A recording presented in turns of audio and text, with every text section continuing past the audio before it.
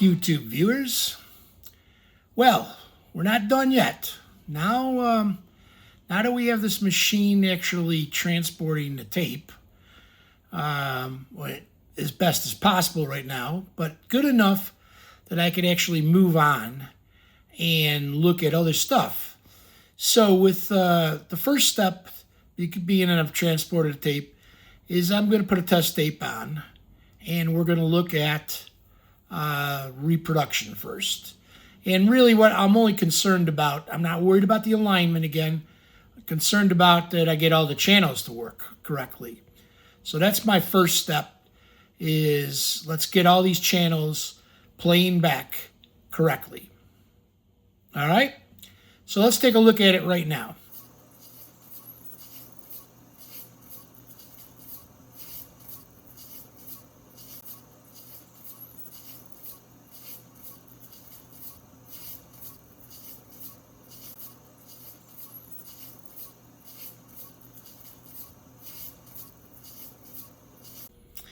Okay, so as you can see, the first thing on my hit list is channel 14 has no level on it. The tape is definitely recorded correctly. This is an MRL test tape, but there's nothing coming out of channel 14. Now, with these machines, as any other multi-channel thing, we could swap cards around.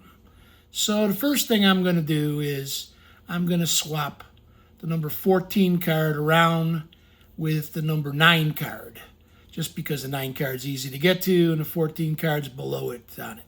The 14 repro card to the 9 repro card. So I'll swap those two around, and I can tell you right now, I did swap them around. Nothing happened. Still channel 14 out. Okay? Now, another thing that I noticed is there is a problem with the sync. Let's take a look at this.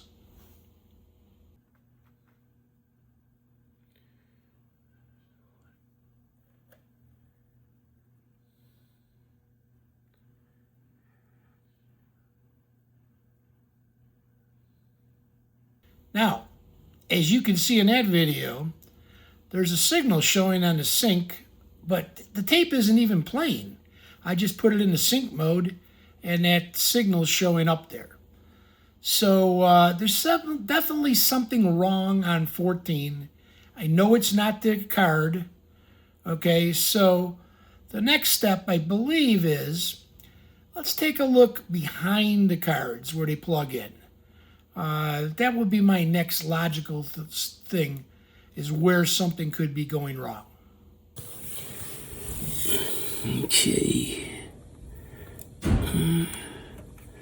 Yeah, so this should be play. Uh-oh.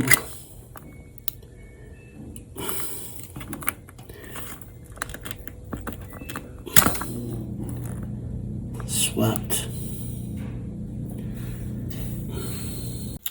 So, as you see there, operator error. I plugged the playback head into the record card and the record head into the playback card. Simple fix, thank goodness. Now, with that out of the way, I know I have all the channels correctly playing back. Okay, the test tape will play, all the channels show up on there. So the next step here is going to be, let's take a look at the channels in record and see what happens. All right, so what I did is I put the generator on, put all channels into record, hit record, and these are what I saw. I saw that I wasn't getting any signal being recorded on channels 1, 2, 13, and 24. Okay, that's not fun. So let's look at the first 8 channels. And of course, again, I did this simple thing, but I just did it on one. I took the one record card and swapped it with number 9 below it, just to see, or excuse me, it wouldn't be 9, 1 and 5, okay? So I swapped 1 to 5 and went back And now I'm looking at just the 8 channels by themselves.